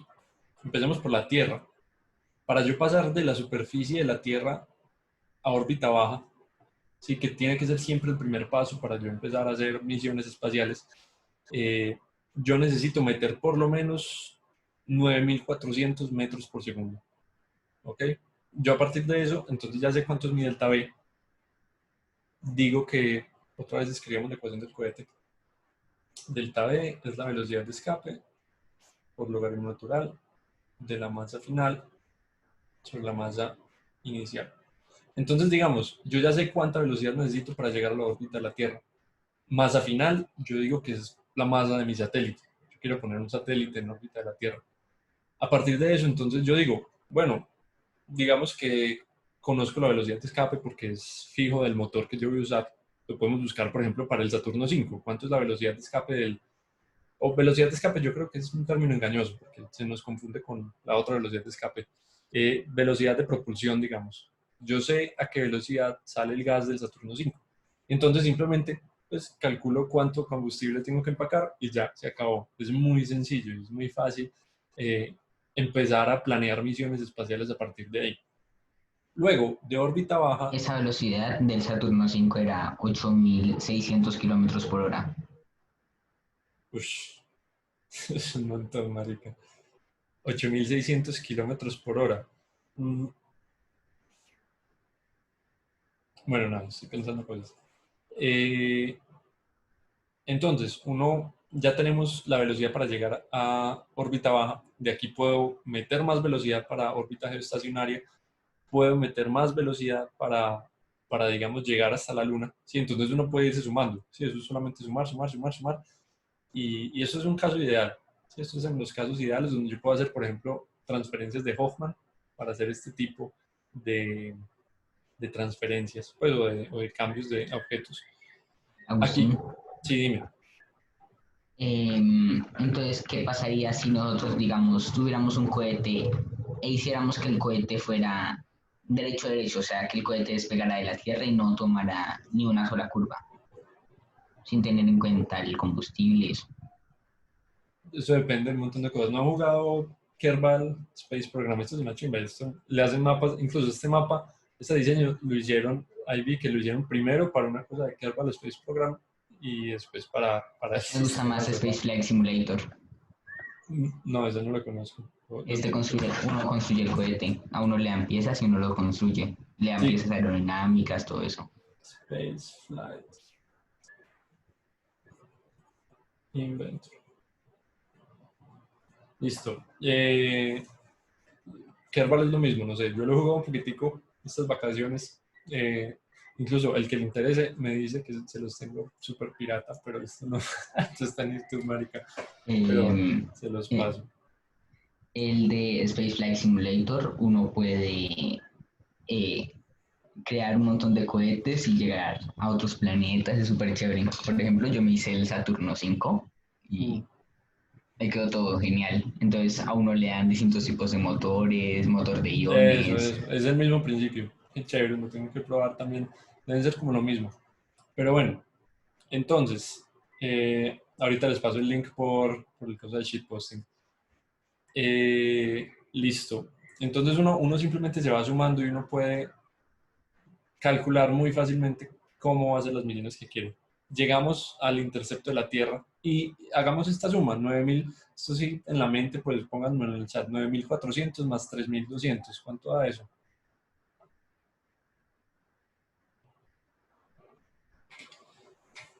¿5, 4, 3, 2, 1, ¿cuánto da? 9.400 más 3.200. Póngalo. 12.600. ¿Cuánto? 12.600. 12.600. Eso es un poquito más. No sé si sea exacto. Lo necesario para escapar de la Tierra. ¿Sí? Si hacemos la velocidad de escape de la Tierra, la velocidad de escape es 11.000 kilómetros por digo, 11.000 metros por segundo, ¿sí? 11 kilómetros por segundo. Entonces, ya con eso salimos de la órbita de la Tierra, salimos de la influencia de la Tierra, y lo mismo, podemos irnos sumando para llegar a cualquier otro planeta. Estas flechitas blancas significa que podemos frenar con la órbita del planeta, ya vamos a ver cómo. Hay algo que había visto que era Sí. que se podía usar el mismo planeta como una potencia. Sí, también lo vamos a ver. Es que eso empezamos, porque empieza muy sencillo, empiezas como, nada, normal, tenemos órbitas, Hoffman, entonces inflamos, desinflamos, y ya, así salen estos mapas. Pero entonces pasa, fíjense que no siempre vamos a tener órbitas ideales, ¿sí? No siempre vamos a tener las órbitas que queremos. Esperen, estoy jugando con estas cámaras ya. No siempre vamos a tener las órbitas que queremos, porque digamos, para hacer Hoffman, ustedes tienen que ser muy precisos para encontrar el planeta en su lugar. Ustedes tienen que calcular muy bien cómo van a hacer esas transferencias. Entonces se usa muchas veces estos que se llaman mapas de chuleta, que son súper bacanos. En el eje X tienen la fecha de salida de la misión, en el eje Y tienen la fecha de llegada de la misión. Y esos circulitos concéntricos están diciendo para cada una de esas posibles fechas de salida y llegada, con verde, cuál sería la energía utilizada. Digamos, este que dice 150, entonces se demora 150 días, sale y cruza este circulito de acá. Entonces, eso da 20, no sé 20 qué unidades sea, no dice, pero 20 algo, 20 unidades de energía, sí, que se gasta. Pero si lo sacamos un poquito más tarde, si lo disparamos, bueno, esto es más temprano, si lo lanzamos de esta época, se va a demorar 200 días, pero fíjense que va a pasar justo por el centro, entonces ya se gasta 16 unidades de energía. Entonces esas son formas como de hacer, no sé, costearse los viajes para ahí estaba leyendo ahorita, para el Voyager, digamos, hicieron un montón de estas cosas para todos los planetas del sistema solar, como para cuadrar bien cuándo se gastaban la menor cantidad de energía, cuando, digamos, las órbitas o las maniobras orbitales no coincidían con, son unos maricas, no coincidían con Navidad o con, ¿cómo se llama esta cosa que se llaman los gringos? Que dicen gracias, acción de gracias. Acción de gracias. Acción de gracias. Eso. Día de Gracias. Día de Gracias. Thanksgiving. Entonces, o sea, literal lo planeaban para que no gastara casi energía, para que no tuvieran que trabajar en Navidad y para que pasara por la mayor cantidad de planetas del sistema solar para tomar fotos y para hacer cositas. Mapa de chuleta. Si búscalo como... Que aquí me están preguntando que cómo lo buscan en internet. Esta es una traducción súper montañera que hice yo. O busca mapa de chuleta orbital. Sí, de pronto así te sale. Y si no, como pork chop. Pork chop, te voy a poner en el chat. Ay, marica. Pork chop. Pork chop map, creo. O pork chop diagram. Pork chop, creo que se escribe así. Diagram. Bueno, ahí lo buscan. La verdad, yo no sé muy bien leer estos. Tendrán su ciencia, pero en fin, existen y es algo bacano el hecho de que existen. Hay otras maniobras mejores que las de Hoffman, solo que no siempre. Digamos, cuando ustedes tienen una órbita que es 12 veces mayor que la otra, si tenemos un circulito chiquito y un circulito más grande, por algún motivo, cuando uno corre las ecuaciones, uno se da cuenta de que Hoffman deja de ser la más eficiente. Esta se llama una transferencia bielíptica. Aquí están exagerando los tamaños. La órbita azul y la órbita roja tienen que ser súper diferentes. Si la relación de semiejes tiene que ser de 11.94 o más. Pero ¿cómo funciona? Entonces hacemos como un hiper Hoffman. Y eso es increíble, porque vean, Hoffman sería inflar esta hasta aquí y después volverla a inflar y ya terminamos. Este es un super Hoffman, lo inflan un montón, ¿sí? Y se van volando, tum, tum, tum, tum, tum. Cuando llegan aquí, inflan un poquito más para que se ensanche el otro lado tun, tun, tun, tun, tun, y cuando llegan aquí a 3, entonces se van por aquí volando, tun, tun, tun, y cuando llegan a 3, desinflan, ¿sí? Cuando digo desinflar, es acelerar, desacelerar, desaceleran para el otro lado, y esa órbita se vuelve a hacer chiquita, chin, chin, y llega a la órbita roja. A mí me parece inconcebible que eso gaste menos energía, que gaste menos combustible que la de Hoffman, pero son cosas que pasan, ¿sí? Cosas que hay que aceptar. No hay que aceptarlo, lean, no me crean nada de lo que digo, lean y sean críticos con lo que les digo.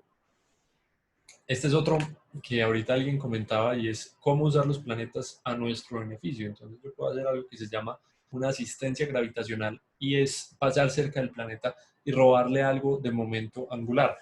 Uno siempre escucha eso de pronto en documentales de que no, pues le robaste el momento angular. ¿Y qué significa eso? Pues no, yo creo que es una forma como machetera de echárselo al público. Bonita tarde, disculpa te interrumpo, ¿hace cuánto empezaste? Hace hora y media. Pero igual eso va a estar montado en, como para que no se pierdan el inicio, bit.ly. Una ¿Alguien se pregunta, sabe? Agustín. Sí, dime. ¿Y esto se podría usar siempre siempre con una nave de cualquier magnitud? Claro, claro, porque eso es algo muy bonito, eso es algo muy bacano, que es solamente una suma de vectores, una suma de fuerzas. Veamos más o menos qué están diciendo en este dibujo. Y otra pregunta, Agustín, aunque ya salía un poquito del tema. No, me encantan esas preguntas. ¿El de Kerbal Space Program es en 3D o en 2D? 3D. No, eso es con todo el tuyo es en 2D. Sí. Parcero. No, Kerbal es una chimba. O sea, ahorita les paso el link para que se les estalle la Al cabeza. menos no tiene astronautas tan feos. Sí, no, al menos, sí, los de Kerbal son unos sapos todos feos, pero es en 3D, o sea, ustedes, incluso aquí todo lo estamos tratando como bonito, como que las órbitas son coplanares. Muchas veces hay que hacer trayectorias orbitales, por ejemplo, de tipo, eso es una cosa que es interesante y es que uno, digamos, esto que les he dicho, para hacer trayectorias de Hoffman y para analizarlos, si ustedes miran ahorita las ecuaciones, van a ver que con energías salen muy fácil muchas cosas.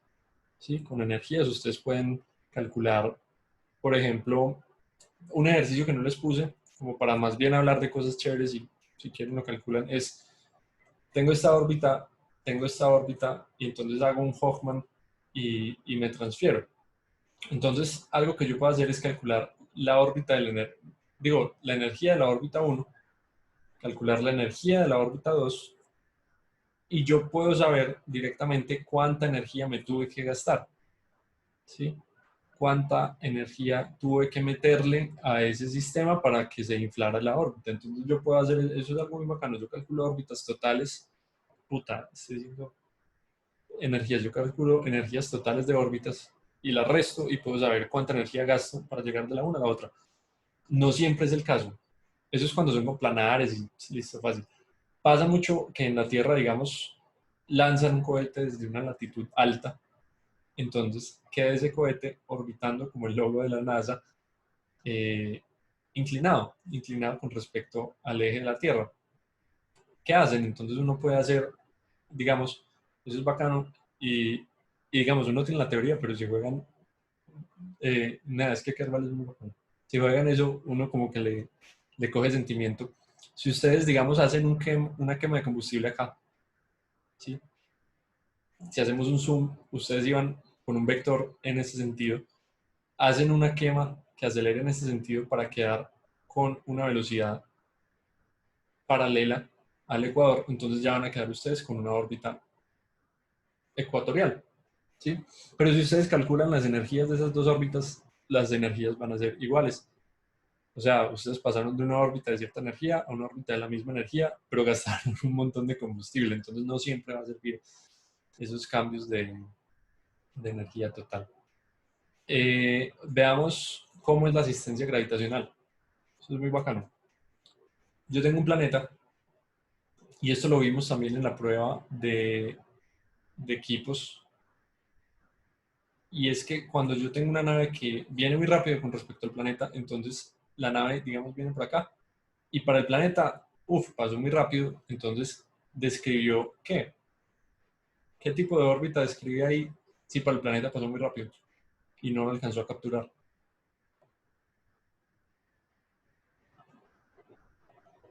Hola. ¿Qué órbita es esa? Eso que dibujé ahí. Hiperbólica, ¿no? Eso es una hipérbola. Entonces pasa algo muy bacano, y es que nosotros, si yo vengo con esta velocidad v1, desde el marco de referencia del planeta, pues vengo y me voy con velocidad v1. ¿Sí? Conservación de momento angular y un montón de cosas, porque esta velocidad, cuando ya yo me vaya muy lejos, pues yo voy a mantener la misma velocidad. Oli. Ok. ¿Qué sucede? Que, bueno, no me voy a poner a arreglar tanto hoy un dibujo que lo muestra súper bien. Que cuando yo, fíjense acá, llego con V1, arriving velocity, y me voy con la misma velocidad, ¿sí? Las flechas son iguales. Pero como yo me estoy moviendo con respecto al planeta, si yo vuelvo a cambiar el marco de referencia de ese planeta, entonces fíjense que mi velocidad inicial es esta flecha amarilla y mi velocidad final es esa flecha amarilla gigante. ¿Qué pasa? Para el planeta vio que yo vine y me fui y no le quité nada, no le hice nada, no cambié ni siquiera o sea, aumenté mi velocidad cerca de él, pero ya me fui y me fui con la misma velocidad con la que llegué. El planeta dijo, bueno, breve. El planeta no sabe qué pasé, le metí la mano al bolsillo y le saqué 20 lucas. Esa es la técnica del ñero. Aquí hay unos GIFs muy bacanos que muestran que yo puedo hacer dos cosas. Yo puedo a veces incluso frenar. Digamos, veamos el primer GIF primero. Si yo paso detrás del planeta, entonces yo voy a ganar mucha velocidad. Mucha velocidad. Si yo paso enfrente del planeta, ¿qué hago? Yo pierdo. Entonces yo puedo aplicar la misma técnica para frenar naves espaciales. ¿Ok? Y no gasté un peso de combustible, no gasté nada. Entonces ahí Hoffman se queda miserable, porque Hoffman es muy barato, pero cuando uno gasta combustible, siempre uno tiene que meterle maniobras de combustible para que eso funcione. Este simplemente pase por un planeta y ya. Este es un ejemplo, esta es la Rosetta, como hizo. La lanzaron de la Tierra, y fíjense que en vez de hacer Hoffman y maricadas, más bien la lanzaron de la Tierra para volverse a encontrar en la Tierra y hacer una asistencia gravitacional con la Tierra, y vean lo lejos que vuela. Se sigue volando y ahora hace una asistencia en Marte. Otra vez una asistencia en la Tierra. Eso una vez lo vi en un documental, es súper chévere. Usa la misma órbita como si fuera la misma perturbación como si fuera un impulso. Y así es una de las cosas que usaron en las misiones Apolo. La Tierra lo usaban como un impulso. A todo, por eso le llaman catapulta gravitacional también. Slingshot, gravitational slingshot. Digamos, las Voyager se aprovecharon de eso. Las Voyager son muy bonitas porque entonces ustedes miran la historia y es como, uy, si lanzamos esas naves ya, pues no ya, en un año, algo así, nos va a dar para, sin gastar mayor cantidad de combustible, pasar por los planetas gigantes del sistema solar, tomarles una chimba de fotos y mandar esa cosa volando, ¿sí?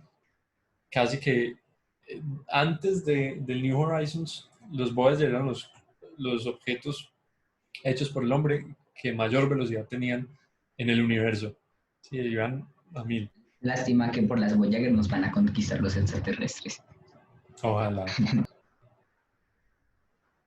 Ojalá no sean extraterrestres uribistas, pues, que nos salven. Al llegar entonces, ¿qué hace uno? Y estas son las flechitas blancas que si se acuerdan, aquí nosotros hablábamos de sí, aerofrenado.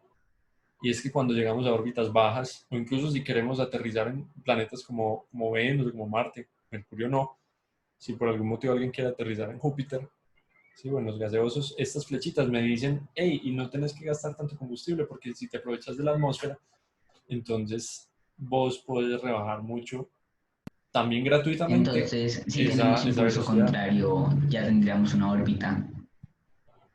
¿Cómo así? O sea, tenemos la perturbación y si tomamos un impulso, digamos, volteamos la nave y tenemos un impulso contrario al sentido de la órbita, ya tendríamos al sentido contrario de la perturbación, ya tendríamos una órbita. Ah, sí, total. O sea, sí, ustedes pueden, y yo creo que incluso así hacen con Júpiter, ustedes pueden frenar con Júpiter y ayudarse un poquito de cohetes para quedarse orbitando Júpiter y las lunas. Sí, otra cosa que pueden hacer es también aprovecharse, y esa sí es una loca que hacen para las misiones a Júpiter, y es que se aprovechan de la gravedad de todas las lunas de Júpiter, o bueno, de las 4 principales, y es que hacen esa perturbación, pero varias veces, o eso leí ahorita. Entonces, más o menos como que se cruzan así en zigzag por las lunas del sistema de Júpiter para que cada vez frene más y aprovechan y le toman foticos bonitas a todo. Otra cosa que se puede hacer es lo que hacen con las misiones de Marte, y es que cuando llegan, ponen la órbita muy cerquita de la atmósfera, y eso que la atmósfera de Marte es chiquitica, de manera que la atmósfera frene el cuerpo, le quite algo de energía que tiene y lo deje en una órbita más estable. Sí, este es el aerofrenado de una misión de mapeo marciano. Entonces lo mandaron y la pusieron en una órbita tal que la atmósfera lo frenara un poquito. ¿Sí? Fíjense que se demoró 100 días en terminar de reducir su órbita. Sí, no es como este que ¡pum! Se quema y ya ustedes están justamente donde quieren. Por eso es muy delicado, porque por eso es que frenar, ese es otro problema en el espacio, frenar misiones, porque así como acelerar es muy difícil, frenar también, y para cuando ustedes llegan, lo ideal es que ya no vayan con nada de combustible, ¿sí? Sino que lo que necesiten tener allá, ya lo tengan allá. Entonces, ¿qué pasa? Muchas misiones marcianas intentan usar este tipo de procedimientos para poder frenar bien y llegar sin haber gastado mayor cantidad de combustible o plata. ¿Y qué pasa? Muchas, casi que 2/3 de las misiones marcianas han fracasado, porque muchas intentan hacer este tipo de maniobras y ¡pum! Se estrellan. Incluso está la Pobre clásica. Tesla Roster. ¿Cómo? Pobre Tesla Roster, el que mandaron a Marte hace 2 años. Pero el roster no se queda orbitando el Sol. No, él iba a Marte. ¿No? El carro iba a Marte. No sabía. Yo creí que solamente se quedaba orbitando el Sol. Pero bueno, digamos, está la Los historia cálculos también. quedaron mal y por un poco, por muy poco, hubiera llegado a Marte. Bueno, Pero sabía falló. ese.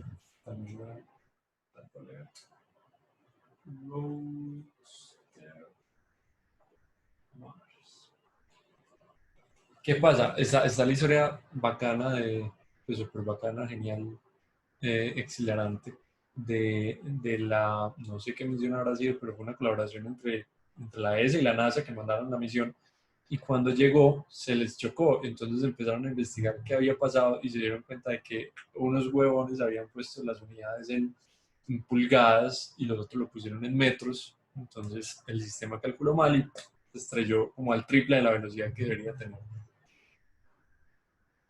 Sí. Bueno, y este ya. Yo creo que esas son toditas. Sí. Listo, chicos. Preguntas, cositas, ¿o qué? Comentarios, aclaraciones. Yo tengo una sobre el juego del Space Program, pero ahora la saco. Ok. O si quieres ya. Mientras los otros formulan también. El Space Program, tú controlas la nave en el juego, tío, Sí, sí, todo. y tienes materiales ilimitados. También. Bueno, en eso sí se igualan. Sí, no, es una nota, se les va, ojalá no se me... Sí, yo subo las diapositivas al Drive, subo el video al YouTube y les paso el link del coso este. Sí, claro, Sara, mira, en el link que te puse ahí, Bitly, YouTube Pro, bueno, incluso voy a dejar de grabar. Chao, YouTube, que estén súper bien, besos, abrazos.